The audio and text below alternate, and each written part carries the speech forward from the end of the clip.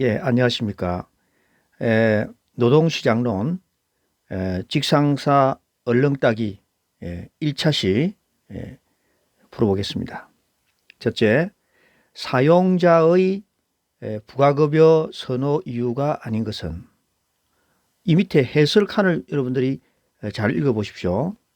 자, 보시면은 부가급여는 뭐냐 하면 우리가 주는 그 통화로 지급하는 것이 아닌 거, 통화로 화폐가 아닌 형태로 지불하는 모든 보상수단을 우리가 부가급여라고 얘기합니다.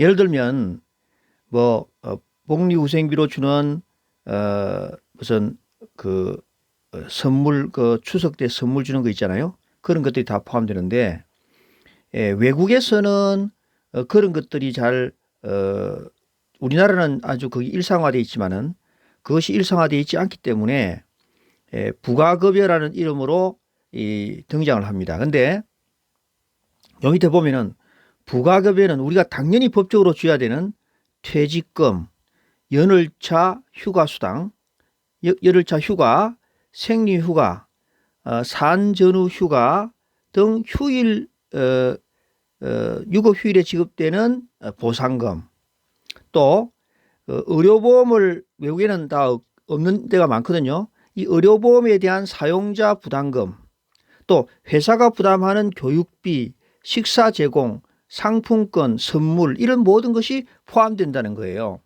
그러니까 퇴직금 내가 당연히 받는데 무슨 부가급여냐 이러지만 여기서는 학문적으로 어프로치하기 때문에 부가급여는 퇴직금, 연차수당, 월차수당, 뭐 생리수당, 뭐 산전후 휴가수당 등 만약에 이런 것들이 지급된다면은 이런 것들이 다 포함되는 겁니다. 근데 부가급여를 주면은 사용자는 어떻게 되느냐 하면 사용자는 그만큼 비용에서 회사가 난 이익금에서 그게 떨어지기 때문에 사용주는 조세가 절감이 됩니다. 그 다음에 보험료도 감소가 돼요. 사용자가 그 월급 임금에 따라서 주는 보험료가 있기 때문에 그 보험료 기준액이 떨어지기 때문에 임금을 줄이고 부가급여를 선호하게 될 것이다. 이런 얘기예요. 그 다음에 채용 희망자들은 그 신입사원들은 부가급여를 잘 주는 데를 선호하겠죠. 그 다음에 정부가 만약에 임금 규제를 하는 나라다. 옛날에 우리나라 1980년도 그때는 임금 규제를 많이 했습니다. 왜냐하면 물가 상승을 억제하기 위해서. 그때는 임금 규제를 피하기 위한 회피 수단으로 쓰기도 했고, 그 다음에 장기 근속을 유도합니다. 이거는. 그 다음에 여러 가지로 사기를 진작시킨다든가 기업에 대한 충성심을 불러일으킨다든가.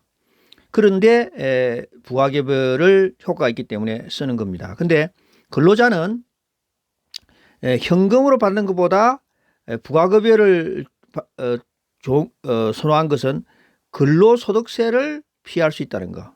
왜냐하면 월급을 받으면 세금을 내야 되잖아요. 그런데 이러한 부가급여는 근로소득세를 감면받는 경우도 많고 부가소득세가 비과세된 경우도 많다.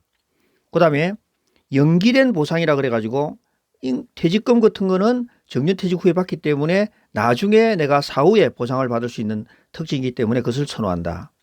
그 다음에 근로자들은 여러 가지 그 복리후생시설이라든가 장학금, 학자금 이런 것들에 대한 그 부가급여를 이런 것들에 대한 부가급여를 선호하는 이유가 본인들이 만약에 자기 돈으로 그 복리후생시설을 이용하려고 그러면 그보다 더 훨씬 많은 돈을 듭니다. 예를 들면 내가 혼자서 어떤 그 학예 휴양지를 가겠다고 많은 돈이 들지만은 회사에는 단체적으로 하기 때문에 그만큼 싼 비용으로 그만큼 물론 회사에서 대주는 거지만 자기 돈으로 그 돈을 현금으로 받는 것보다 싼 비용으로 이용할 수 있기 때문에 그런 데서 장점이 있다고 보겠습니다. 그러면 우리 1번 문제를 풀도록 하겠습니다.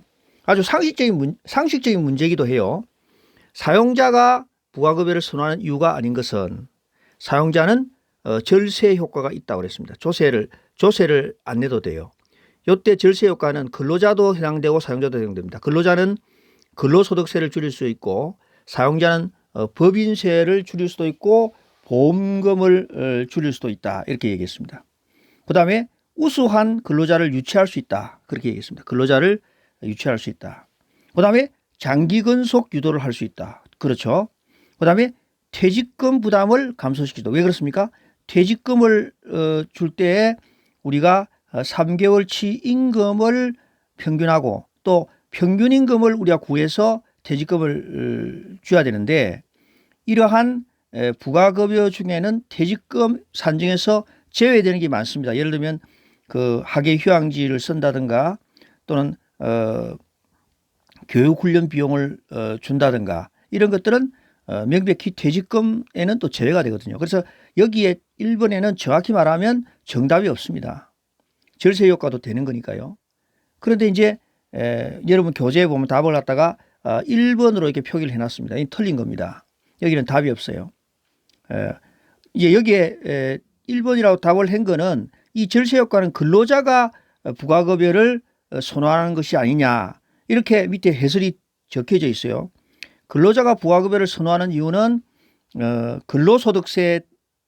소득세를 이제 절감하는 그 효과 때문에 그렇다고 그랬는데 근로자는 근로소득세고요. 그 다음에 사용자는 여기 나압은 있습니다. 조세를 감소한다. 조세도 절세 효과거든요. 조세도 감소한다. 이래 보기 때문에 이거는 양쪽 다 해당되는 겁니다. 그래서 여기에 정답은 없다. 이렇게 보면 되겠습니다. 자, 2번. 우하향하는 기울기를 갖는 등량곡선. 여러분 등량곡선이라는 말을 들어본 적이 없을 거예요. 이런 경제학에서 나오는 얘기인데 우리가 경제학에서 등량곡선이라든가 뭐 무차별곡선 뭐 이런 얘기 나오면 여러분이 만약에 이런 문제가 나온다면 무조건 대체효과입니다. 정답은. 이거에 대해서 일일이 여러분 공부해서 시험을 합격하기에는 너무나 많은 공부를 해야 됩니다. 그래서 다음에 우하향하는 기울기를 가는 등량곡선. 예를 들어서 등량곡선이 이렇게 생겼다든가 무차별곡선은 이렇게 생겼다든가 이렇게 되거든요. 이 전부 다 대체효과를 얘기하는 겁니다. 그래서 정답은 1번입니다. 이게 외워두시면 되겠어요. 자, 그 다음에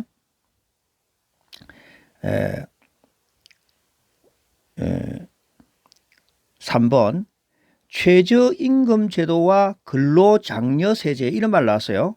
자, 최저임금은 여러분 많이 들어보셨죠? 최저임금 이하로 주는 것은 법으로 금지되고 그것은 최저임금만큼은 보장이 되는 겁니다. 그래서 근로장려세제라는 하는 것은 근로자들에게 세금의 혜택을 주는 겁니다. 그 요 밑에 해설 보십시오.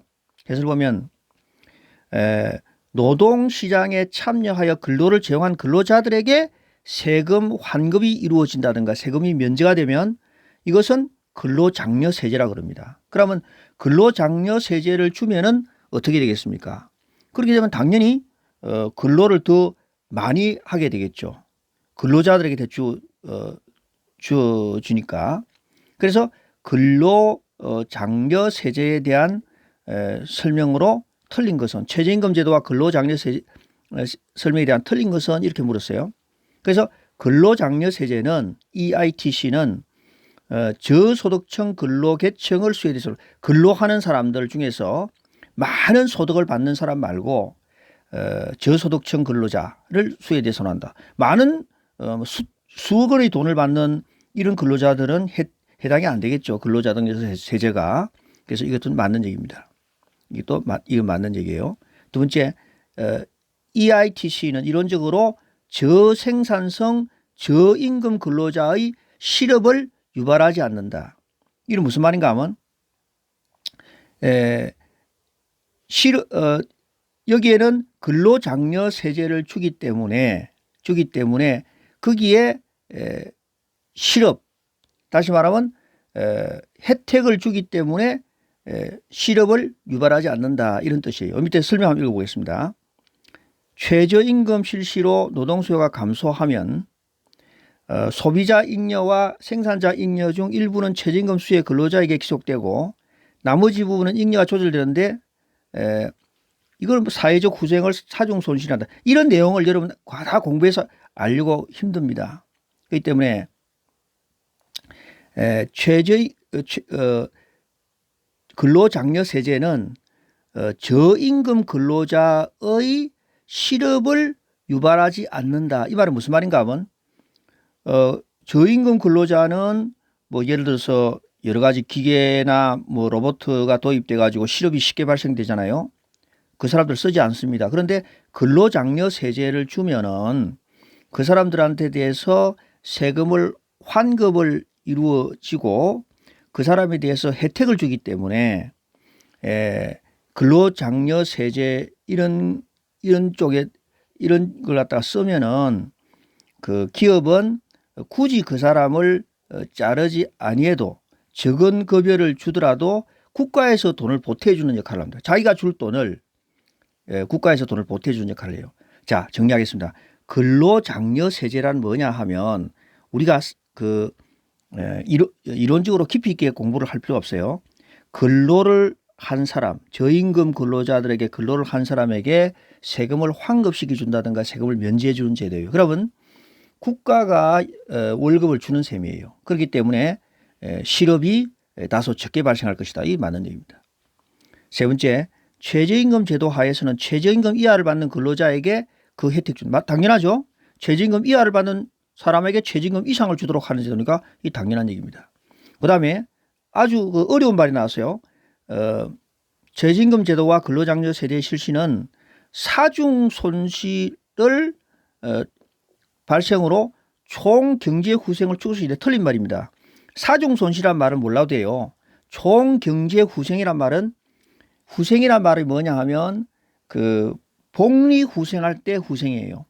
그러니까 이거는 복리 후생처럼 어려운 사람들을 도와주는 제도니까 총 후생을 확대시킨다 그래야 됩니다. 확대. 그래서 이런 3부 같은 어려운 문제는 여러분이 뭐 굳이 몰라도 60점만 합격하면 되는데 우리가 상식적인 선에서 문제를 풀 수 있다는 얘기예요. 자, 넘어가겠습니다. 그렇기 때문에 사중 손실을 몰라도 되고 경제 후생이란 말은 복리 후생처럼 아주 저임금 근로자나 어려운 사람들을 도와주는 쪽을 후생이라 그러거든요. 그 후생을 확대시키는 거죠. 그러니까 틀린 겁니다. 자, 그다음 문제. 자, 이거는 뭐 그래프로 설명이고 이 그래프 설명까지 몰라도 되겠습니다. 다음 표에서 실업률을 구해봐라. 실업률은 여기 있습니다. 니은에 실업자 수 나누기 경제활동 인구. 자, 다시 내가 설명하겠습니다. 이게 총 인구가 아니라 그랬습니다. 이것은 15세 이상 인구. 총 인구는 지금 관심이 없습니다. 왜냐하면 갓 태어난 아이가 무슨 그 노동력이 있겠습니까? 노동력이 있는 인구에만 관심이 있으니까 15세 이상 인구입니다. 이게 15세 이상 인구고 이것을 우리가 생산 가능 인구라 그래요. 생산.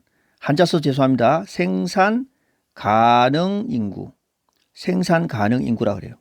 이 15세 이상 인구를 나누면은 뭐로 나눌 수 있는가 하면 하나는 경제활동 인구로 경제활동 인구 하나는 비경제 한자서 죄송해요. 비경제 활동 인구 비경제 활동 자꾸 한자 나오네요. 인구 이렇게 나눌 수 있어요. 그런데 여러분 실업자가 무슨 경제활동을 하는가 이렇게 생각하지만 실업자는 경제활동 합니다. 왜? 그 사람은 일자리만 주어지면 바로 취업을 할 사람이기 때문에 그 사람은 경제활동을 하고 있는 거예요. 그래서 경제활동 인구 안에 취업자가 있고요. 취업자가 있고 또 그 안에 실업자가 있습니다. 왜냐하면 실업자는 일자리만 주어지면 바로 취업이 되기 때문에 그렇거든요. 그렇기 때문에 이 실업자가 이 경제활동 인구에서 차지하는 비율이 실업률이에요. 그렇기 때문에 다른 거 생각하지 말고 이 경제활동 인구, 다시 말하면 취업자 플러스 실업자가 경제활동 인구거든요. 이것에서 실업자가 차지하는 비율이에요. 그러니까 공식을 구한다면은 실업자 나누기 취업자 플러스 실업자 이렇게 해도 되고 이 말은 실업자 나누기 경제활동 인구 이렇게 적어도 됩니다. 그래서 여기에 생산 가능 인구가 60만 명이라고 그랬잖아요. 이건 관심 없어요. 우리가 알아야 되는 건 경제활동 인구입니다. 근데 생산 가능 인구 중에서 비경제활동 인구도 있기 때문에 분모가 될 수가 없습니다. 취업자 플러스 실업자 이게 분모가 되거든요. 그래서 40만 명이 분모가 되고 분자가 실업자 4만 명이에요. 그러니까 10%가 되는 거죠. 10%. 그래서 정답은 3번이 되겠습니다. 자, 그 다음에 5번 앞에 그 다음 3번 그 다음에 4번 문제를 했죠. 4번. 자, 5번 신고전 학파가 주장하는 노동조합의 사회적 비용. 노동조합 때문에 사회가 부담되어야 사회의 부담을 얘기해요. 사회의 부담. 사회적 부담. 노동조합 때문에. 노동조합은 사회에 여러 가지 부담이 있다는 거예요. 자, 노동조합이 있음으로써 발생되는 부담이 뭐냐? 이런 얘기예요. 자, 밑에 중요합니다. 자, 전통적인 자유주의 경제학자들은 이 사람들이 고전학파들입니다. 그러니까 신고전학파, 고전학파 이 사람들은 시장을 중요시하고 자, 다시 이야기해요. 신고전학파나 고전학파 이런 사람들은 시장을 중요시하고 이런 시장의 자율적인 조절 기능에 의해서 경제가 효율적으로 굴러가는 걸 그 사람들은 중시했습니다. 그래서 이 사람들은 노동조합의 역기능을 주장을 했는데 어떤 상품 가격은 완전 경쟁 시장에서 수요와 공급에 의해서 결정되어야 최적 배분이 되는 것인데 노조는 독점자가 독점 가격으로 이유를 얻듯이 노조의 단결력은 이거는 시장에서 형성되는 게 아니잖아요. 인위적으로 형성되는 거잖아요. 그것이 시장 질서를 왜곡한다 이렇게 본 겁니다. 그래서 비노조와의 임금 격차가 당연히 발생하겠죠. 그래서 배분적 비효율이 발생됩니다. 비노조 부분은 노조에 종사하는 사람보다 더 열심히 일하고 더 생산성이 높아도 임금이 적게 받는단 말이죠. 다 단결 안 했기 때문에. 그러면 시장의 그 자동 조절 기능에서 이 노동조합이 끼어들어 가지고 비효율을 발생시키죠. 노동조합 쪽에다가 생산성이 나빠도 생산성이 좋지 않아도 더 많은 돈을 지불해야 되는 그런 비효율이 발생한다. 그것이 사회적 부담이다. 맞는 얘기입니다. 그 다음에 경직적 인사제도에 따른 기술적 비효율. 어떤 인사제도를 시행해가지고 딱 그 규정에 따라서 하려고 그러면 노동조합이 거기에 대해서 단결력으로 그것을 이기려고 하잖아요. 그렇기 때문에 노동조합에서 그런 비효율을 발생시킨다 이렇게 본 겁니다. 그 다음에 파업으로 인한 생산 중단에 따른 생산적 비효율. 파업 발생하면 생산 못 되죠. 그래서 비효율 발생한다. 맞는 얘기입니다. 작업 방해에 의한 구조. 노동조합은 작업 방해를 하는 조직이 아니에요. 물론 파업 때에는 작업을 안 하죠. 작업을 안 하는데 작업을 방해할 수는 없습니다. 여러분 노동조합이라 그러면 우리가 작업을 방해하고 뭐 마음대로 하는 것 같지만은 노동조합도 법 테두리 내에서 이렇게 운영이 되는 거거든요. 특히 외국은 더 그렇습니다. 지금 저런 모든 이론은 외국의 학자들에 의해서 이렇게 발표된 이론이 대부분이기 때문에 뭐 거의 다죠. 그렇기 때문에 어떤 우리나라의 특별한 어떤 그 강성노조 그걸 머릿속에 여러분 생각하면 정답 틀리기 쉽습니다. 작업 방해는 할 수 없어요. 그래서 4번이 틀린 겁니다. 그 다음에 6번 마르크스에 의하면 마르크스라 그러면 여러분 무조건 외워둬야 돼요. 기술적 실업이라 그랬어요. 마르크스는. 자, 마찰적 실업과 구조적 실업은 자발적 실업으로 완전고용 상태에서도 발생하는 실업이다. 따라서 노동시장에 대한 불완전한 정보만 해결해 주면 줄일 수 있다. 구조적 실업은 경제구조로 인해서 노동구조가 변함에 따라 발생하는 실업이다. 자, 마찰적 실업과 구조적 실업은 인력정책을 사용하는 것이 효율적이다. 예를 들어서 구조적 실업은 뭐냐 하면 옛날에 연필로 쓰던 사람이 컴퓨터를 사용함으로써 컴퓨터 못 쓰는 사람들이 지절로 실업이 발생돼요. 그런데 이 구조적 실업은 자발적 실업이라고 하는 게 이거 틀린 겁니다. 구조적 실업은 자발적 실업이라고 할 수가 없어요. 구조적 실업은 여기에 요 부분 좀 틀떡 기억해야 돼요. 마찰적 실업은 이는 자발적 실업이라고 할 수 있어요. 왜? 마찰적 실업은 왜 자발적 실업이 될 수 있는가 하면은 이거는 뇌를 뽑는 사람이 나를 간절히 찾고 있는데도 내가 그 정보를 접하지 못해서 아니면 정보를 접하는 시간이 필요해 가지고 그 순간적으로 발생하는 실업이 마찰적 실업이에요. 그러니까 이런 정보 부족에 따라서 정보 체계 전달이 빨리 안 돼서 발생되는 자발적 실업을 봐야 됩니다. 이 구조적 실업은 산업 구조의 변화, 반드시 산업 구조라는 걸 생각해요. 산업 구조의 변화에 따라서 발생하는 실업이다. 이게 상당히 장기적으로 되는 수요. 이런 교육을 시켜야 되겠죠. 교육을 시켜야 실업이 해결됩니다.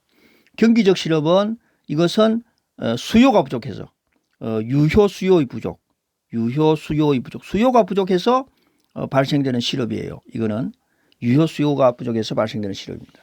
근데 여기에 마르크스는 딱 쓰는 말을 정해 놓았습니다. 맨 밑에 읽어보겠습니다. 경기적 실업은 수요 부족, 유효 수요 부족이라고 했습니다. 유효 수요 부족. 비자발적 실업으로 정부로서 해결되지 않고 총수요 정대 정책을 해야 된다. 수요를 부족하니까 정대해야 된다. 그리고 기술이 마르크스 입장에 보면은 이 산업 기술이 발달돼 가지고 모든 노동자가 이렇게 실업이 되는 걸 갖다가 마르크스는 기술적 실업이라는 말을 썼어요. 그래서 3번 기술 실업 외워놔야 됩니다. 자, 그 다음 페이지 보면요. 그 다음 페이지 보면은 기술적 실업 나오죠. 기술 혁신과 기업의 노동 전략적 신기술의 도입으로 노동 수요가 감퇴해서 발생하는 실업이다. 이래서 이 기술적 실업은 마르크스가 사용한 말이에요. 그렇게 외워두셔야 돼요. 자, 그 다음에 7번도 외워둬야 됩니다. 임금 페리티 지수라는 게 있는데, 자, 일본의 임금 페리티 지수가 80, 페리티라는 말은 평형이라는 말이에요. 이 말은 평형. 자, 우리나라 임금이 높느냐, 일본이 임금이 높느냐, 한국 임금이 높느냐, 일본 임금이 높느냐 비교하려면 그냥 아무런 단순 비교를 하면 안 되겠죠. 우리나라의 GDP하고 일본 GDP하고 서로 비교를 해가지고 해야 되겠습니다. 그걸 갖다가 우리가 페리티 지수라는 말을 씁니다. 그러니까 한국 임금 페리티 지수가 100이고 일본이 80이라고 하면 이 여러 가지 GDP까지 다 계산한 임금 지수입니다. 그러니까 한국이 100이면 일본이 80이라 그러면 한국이 국민 소득을 감안해서 우리 한국의 임금 소득이 GDP까지 다 감안해 가지고 일본보다 높구나 이런 말을 하는 거예요. 1번입니다. 국민 소득을 감안한 한국의 임금 수준이 일본보다 높다. 이것을 얘기하는 것입니다. 자, 여러분 그것을 기억해 두셔야 돼요. 왜냐하면 단순 비교는 안 되니까. 그 다음에 8번 연공급. 연공급이란 무조건 여러분 호봉제 생각해야 돼요. 호봉제. 공무원 호봉제. 옛날에는 연공서열제라고 했습니다. 연공서열제라고 해서 연공에 따라서 몇 년 고참에 따라서 고참이 유리하도록 만든 제도입니다. 그러니까 위계 질서가 아주 확립하기가 용이하죠. 동기부여 효과는 약할 수밖에 없습니다. 왜냐? 아니 일찍 온 사람이 무조건 혜택을 주는 거니까요. 그래서 동기부여의 효과가 약합니다. 이거는 동기부여가. 그 다음에 정기승급에 따라서 생활의 안정감, 장래에 대한 기대. 내가 좀 오래 가면 저렇게 급여가 높아지겠구나. 이런 걸 알 수가 있습니다. 그 다음에 근로자에 대한 교육훈련의 효과를 높일 수 있다. 이거는 100% 어떤 딱 맞아떨어진 말은 아니지만은 그래도 오래 근무한 사람에게 이 교육훈련을 받을 수 있는 다시 말하면 고참에 대한 그런 존중, 동양풍토의 질서유지 이런 것 때문에 현장훈련 이런 거는 효과가 좀 있다고 볼 수가 있겠습니다. 근데 가장 중요한 건 동기부여 효과는 없습니다. 내가 아무리 열심히 일해도 무조건 연공 서열에 따라서 여러 가지 혜택이 주어지기 때문에 그렇습니다. 자, 그다음에 그런 건 여러분이 잘 아시리라고 생각되고요. 9번 노동시장의 유연성. 노동시장의 유연성이란 말 나오면 무조건 여러분은 기억해 두셔야 돼요. 쉽게 자를 수 있고 쉽게 급여도 낮출 수 있고 쉽게 급여도 높일 수도 있고 쉽게 할 수 있는 것도 유연성입니다. 그러니까 신속한 고용조정 능력, 고용조정을 신속하게 할 수 있다. 이런 게 다 해당이 되는 겁니다. 그 다음에 재취업 능력도 높이고 그 다음에 국제노동기구와 연대는 노동시장 유연성하고 반대예요. 그게 노동조합은 노동시장의 유연성하고는 반대되는 입장에 있는 겁니다. 자, 그 다음에 능력 위주의 인사 관행을 확립한다. 다 맞는 말입니다. 그게 노동기구와 연대 이런 거하고는 반대다. 이렇게 보면 되겠습니다. 10번. 자, 생산성 증가율이 5%이고 물가 상승률이 2%라면 명목임금의 인상분은 어떻게 되냐?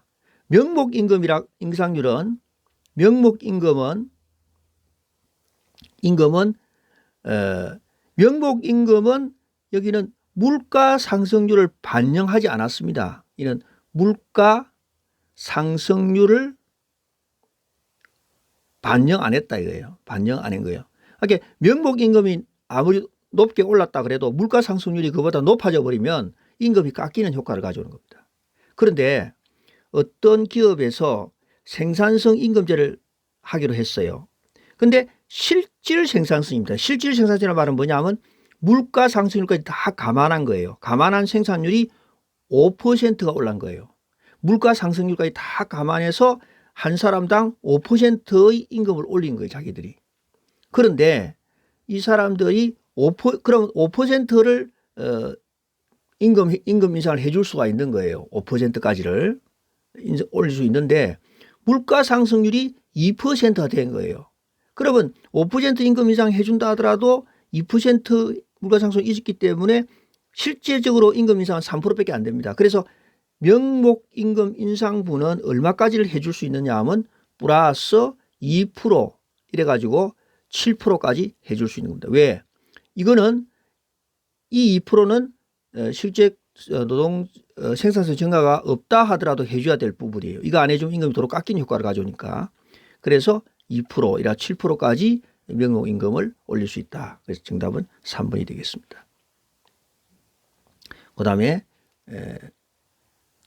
11번 소득정책효과. 여러분 소득정책이라면 반드시 기억해 두셔야 돼요. 소득정책은 지금 우리 말하는 그 소득주도 성장 이거하고 관계없는 겁니다. 소득주도 성장. 사실 소득주도 성장은 월급 많이 줘가지고 근로자의 소득을 올려서 그것을 경제 성장에 올리겠다는 이런 거거든요. 그래서 이 소득주도 성장하고는 관계가 없어요. 이 소득 정책은 뭐냐 하면 월급 많이 주면 물가 올라간다. 물가 올라가가지고 결국에는 월급 올린 효과가 없다. 월급 올린 효과가 없다. 이것을 설명할 때 많이 써먹습니다. 그래서 소득 정책은 뭐냐? 다 반드시 기억해야 돼요. 월급을 올려주면은 물가가 올라가가지고 월급 올린 효과가 없다. 그리고 월급 올리지 마라. 이 말을 쓰는 거예요. 그래서 소득 정책을 하려면은 정부에서 뭐냐면 월급 올리지 마라. 이 말을 할 때 쓰는 겁니다. 옛날에 1980년대 이때 많이 썼던 방법이에요. 자, 성장 산업의 위축을 초래할 수 있다. 왜? 월급 못 올려주게 하니까. 행정적 관리 비용을 절감할 수 있다. 정부에서 못 올려주게 하니까 행정적인 많은 인원이 동원되니까 관리 비용이 올라가죠. 이거 틀린 겁니다. 임금 억제에 이용된다. 맞고 급격한 물가 상승기에 일시적으로 사용하면 효과를 거둘 수 있다. 왜? 물가가 너무 올라갈 때 그것을 사용할 수가 있다. 행정적 관리 비용을 더 많이 듭니다. 정부가 나서서 그걸 막기 때문에. 12번 노동 수요의 탄력성. 자, 앞으로 탄력성이란 말이 나오면은 이것은 무엇의 변화율분의 무엇의 변화가 아니고 변화량이 아니고 변화율분의 무엇의 변화율입니다. 그런데 우리가 노동 수요는 무엇에 따라 결정되는가 하면 월급, 임금에 따라 결정됩니다. 임금을 많이 주면 노동 수요는 떨어질 거예요. 노동 수요는 떨어집니다. 왜? 월급이 많이 올라가는데 그 자동화나 로봇을 쓰지 어떻게 인간을 쓰겠어요? 그래서 노동을 수요하는 게 떨어집니다. 근데 임금이 떨어지면 노동 수요는 싸니까 자동화하는 비용보다는 싸니까 노동 수요가 증가합니다. 그래서 임금이 요게 기준점이에요. 그래서 임금의 변화율분에 노동 수요의 변화율, 노동 수요량의 변화율, 이것이 노동 수요 탄력성입니다. 노동 수요 탄력성. 그래서 노동 수요의 탄력성을 계산하기 위해서는 임금의 변화율분의 노동 수요의 변화율을 계산하는데, 변화율이라는 건 뭡니까? 변화율이라는 것은 뭐냐 하면, 변화율이라는 것은 기존 임금에다가 변화된 임금분의 변화된 임금. 틀렸습니다. 임금 변화율이란 뭐냐면 기존 임금분의 변화된 임금 마이너스 기존 임금이에요. 기존 임금분의 변화된 임금 마이너스 기존 임금, 이게 변화율입니다. 임금 변화율이에요. 노동 수요의 변화는 뭐냐 하면 기존 노동 수요, 기존 노동 수요량이 있는데 변화된 노동 수요에다가 기존 노동 수요를 빼면 되죠. 노동 수요. 그러면 노동 수요의 변화율이 나옵니다. 그런데 봅시다.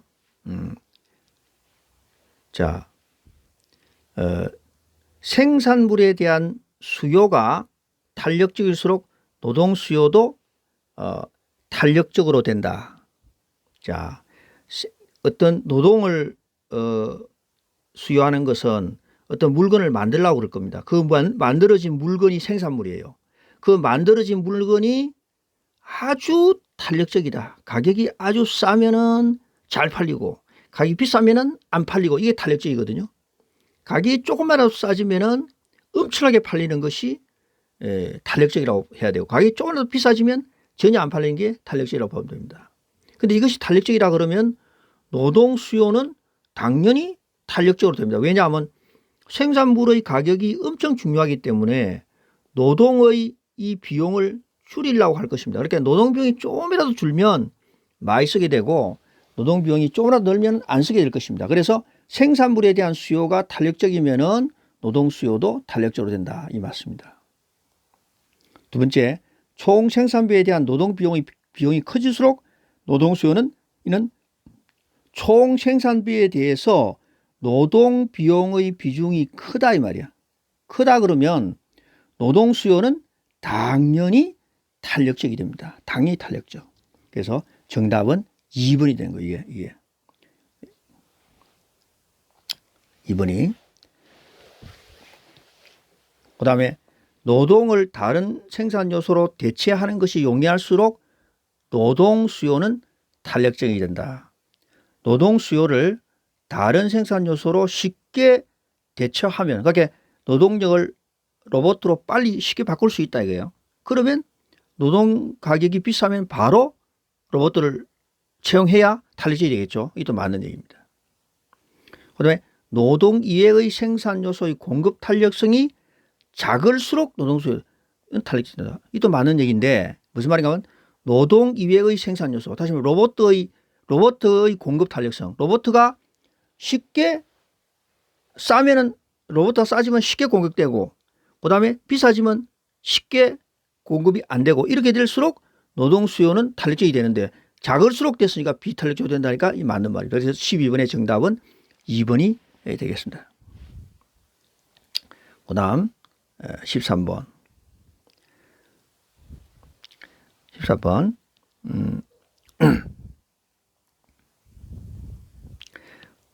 경제활동 인구 조사에서 종사상 지위별 취업자의 분류에 속하지 않는 것은 자, 자영업자, 무급가족 종사자, 임시근로자, 관리자. 정답은 관리자입니다. 요 밑에 보겠습니다. 자, 15세 이상 인구는 경제활동 인구와 비경제활동 인구로 나눈다. 아까 내 표 그린 거 기억하죠? 이렇게 하면 경제활동 인구, 비경제활동 인구 나눈다. 경제활동 인구는 뭐로 나눈다? 취업자와 실업자로 나눈다 그랬죠, 내가. 그 다음에 설명 나오네요. 경제활동 인구는 취업자와 실업자를 나눈다. 근데 이 취업자가 이제 나누는 거예요. 취업자가 조사 대상 주간에 수입을 목적으로 1시간 이상 일만 하면 취업자가 되는 겁니다. 아니면 수입 목적 안 하더라도 동일 가구 내 사업체에서 그러니까 무급가족 종사자라 그러는데 주당 18시간만 일하면 무급가족 종사자가 돼요. 그러니까 여기 취업자가 하나는 실제적으로 취업한 취업자가 되고 또 하나는 무급가족 종사자가 되는 거예요. 가족 종사자. 무급가족 종사 몇 시간 일해요? 18시간 주당. 월급 안 받더라도 일을 하면은 그것은 취업자로 보는 거예요. 여기에 있는 취업자로 보는 겁니다. 그 다음에 이 취업자 속에는 자영업자도 속합니다. 자영업자. 근로자만이 아니라 이 취업자 이거는 여러분 근로자로 생각하면 돼요. 근로자. 그런데 자영업자도 포함되는 거예요. 근데 자영업자는 그 고용원이 있는 자영업자와 고용원이 없는 자영업자로 또 나눕니다. 그래서 자영업자, 여기 취업자, 다시 말하면 근로자는 임시근로자, 일용근로자 다 나눈 겁니다. 그 근로자도 포함되고 무급가족 종사자 18시간 주당 이 기준으로. 관리자는 거기에 해당되는 게 없습니다. 그래서 13번에 4번이 되겠습니다. 그 다음에 여기 그 준교재의 정답이 이 12번 같은 경우는 잘못됐습니다. 그래서 제 강의를 듣고 정답을 고치시 바랍니다. 그 다음에 14번. 자, 임금 관리 주요 구성 요소. 임금 관리는 임금 체계가 있고요. 임금 형태가 있습니다. 이거 보십시오. 자, 여기 정답을 보시면 돼요. 자, 임금을 어떻게 주느냐에 따라서 임금 관리가 나눠지는데 임금 관리가 나눠지는데 여기 보면은 기본급, 수당 이런 것들은 임금 체계에 속하고 고정급제로 주느냐 시간급제로 주느냐 임금 형태에 속합니다. 그래서 노동 생산성 수준에 따른 임금 수준이 또 문제가 되겠죠. 그래서 임금 수준, 임금 형태, 임금 체계, 임금 지급 시기는 뭐 임금 관리에서 중요한 내용이 아닙니다. 그 다음에 15번 노동 수요의 측면에서 비정규직 증가 원인. 비정규직이 왜 증가합니까? 기업 간의 경쟁이 격화되기 때문에 맞습니다. 정규 노동자가 해고가 어렵기 때문에 비정규직 증가하는 거죠. 맞죠. 그 다음에 정규 노동자의 고용 비용이 정규 노동자 쓰면은 돈이 많이 들기 때문에 맞습니다. 그래서 틀린 건 3번입니다. 고학력 취업자의 증가. 비정규직은 실력 있는 고학력보다 다소 스펙이 떨어지는 저학력이 많기 때문에 고학력 취업자의 증가, 이것이 거리가 먼 것입니다. 그 다음에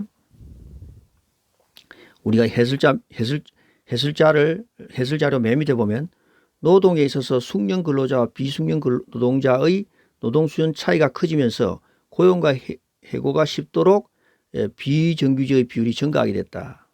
그래서 낮은 기술이 요구되는 곳에서 비정규직이 높으며 반대로 고학력자라든가 높은 기술력은 정규직이 높다. 높은 기술. 내가 가지고 있는 기술이 누구나 다 쓸 수 있는 거라면 아무래도 비정규직이 될 확률이 높다, 이렇게 보시면 되겠습니다. 그 다음 16번.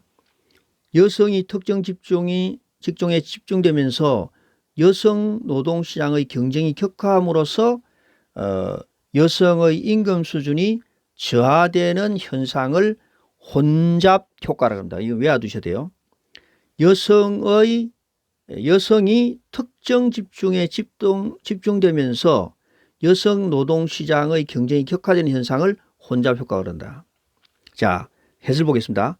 혼잡 효과 또는 쇄도 효과는 여성에 대한 사회적 편견으로 여성들이 임금이나 근로조건이 상대적으로 낮은 저임금 직종에 집중되어 여성들 간의 취업 경쟁이 격화되면서 임금이 저하되는 효과를 말한다. 이게 여성이 어떤 아주 생산성이 낮은 업종에 집중되었단 말이에요. 예를 들면 옛날에 우리나라에는 그 봉제 직종에 여성들이 많이 고용됐습니다. 그런데 봉제 직종에 여성들이 많이 공급됐는데도 불구하고 그 사람들 임금이 극히 낮았습니다. 이것을 혼잡 효과 또는 쇄도 효과라 그런다. 17번. 마찰적 실업. 아까 얘기했죠? 마찰적 정보가 부족해서 그랬습니다. 그래서 구인구직에 대한 정보망을 잘하면 되는 것이고, 직업 알선 잘하면 되는 것이고, 그 다음에 고용 실태 전망에 대한 자료 제공 잘하면 되는 겁니다. 그래서 관계없는 것이 4번이 됩니다. 전직과 재훈련 실시는 구조적 실업입니다. 구조적 실업에 대한 설명이에요. 18번. 특별한 기능이나 숙련도에 따라 조직된 배타적인 조직체.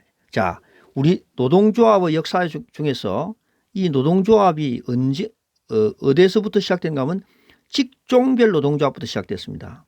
이 직종별 노동조합은 숙련된 아주 고숙련자의 쉽게 하면은 수십 년 동인 직종에 종사해 가지고 그 사람의 그 기능이 아주 뛰어난 그 사람들만 딱 배타적으로 조직된 그런 노동조합부터 맨 먼저 실시한 거예요. 그래서 그것을 우리 직종별 노동조합이라고 합니다. 3번.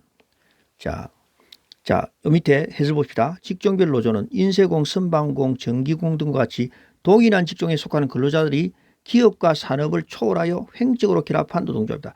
제일 처음에 영국에서 발생됐는데 그것이 아주 고숙련된 노동조합만 자기들이 딱 배타적으로 조직돼 가지고 우리에 대한 가치를 높이기 위해서 그렇게 노동조합이 형성됐습니다. 19번. 노사관계 주체를 사용자 단체, 노동자 단체, 정부로 규정하고 이들 간의 기술, 시장, 예산의 제약 또는 권력 구조에 따라 결정되는 노사관계 이론. 이거 여러분 기억해 두셔야 돼요. 이것이 바로 시스템 이론이라는 건데 보겠습니다. 자, 정답은 1번인데요. 자, 시스템 이론은 노사관계의 구성 요소를 부분으로 보지 않고 전체를 시스템적으로 보고 접근하는 방법인데 시스템 이론은 노사관계의 그런 결정하는 요인을 어떻게 봤느냐. 자, 노사관계를 결정하는 것이 사용자 단체, 근로자 단체, 정부 이런 시스템적인 권력관계 이런 전체 시스템적인 어프로치를 하는 것이 시스템 이론이에요. 20번. 경제활동 참가 또는 노동공급의 결정 요인. 경제활동 참가나 노동공급을 결정하는 요인. 자, 1번. 비근로소득이 클수록 경제활동 참가는 낮아진다. 당연한 겁니다. 왜냐하면 쉽게 하면 여러분이 뭐 로또를 한 50억짜리 받았다 생각하면 근로소득 근로 안 하려고 할 거 아닙니까? 그래서 그 말을 얘기하는 거예요. 이는 맞는 말이에요. 두 번째, 취약전 자녀 수가 많을수록 경제활동 참가는 낮아집니다. 자녀를 많이 양육해야 되니까. 교육 수준이 높아질수록 경제활동 참가는 높아진다. 맞습니다. 교육 수준이나 여성 교육 수준이 높으면 특히 노동시장에 참가를 많이 합니다. 기업의 노동시간이 신축적일수록 노동 공급이 감소한다. 자, 이 말은 여러분 잘 기억해야 돼요. 밑에 해설 보세요. 기업의 노동시간이 신축적일수록 노동시간이 고정적인 것보다 근로자는 시간에 고정되어서 노동할 수 없는 경우에도 노동시장을 증가시킬 수 있기 때문에 노동 공급은 증가한다 이 말이에요. 자, 기업이 노동시간을 신축적으로 운영한다고 합시다. 예를 들어서 5시간짜리도 있고 뭐 8시간짜리도 있고 10시간짜리도 있고 이러면은 사람들은 자기 시간이 5시간밖에 나질 않아요. 그런 사람들도 노동시장에 진출할 수 있습니다. 또 자기 시간이 계속 많은 사람은 10시간짜리라도 노동시장에 진출해서 많은 임금 받아가려 할 거예요. 그래서 노동시장이 신축적이면 노동 공급은 증가하게 되는 겁니다. 자, 오늘은 여기까지 하겠습니다.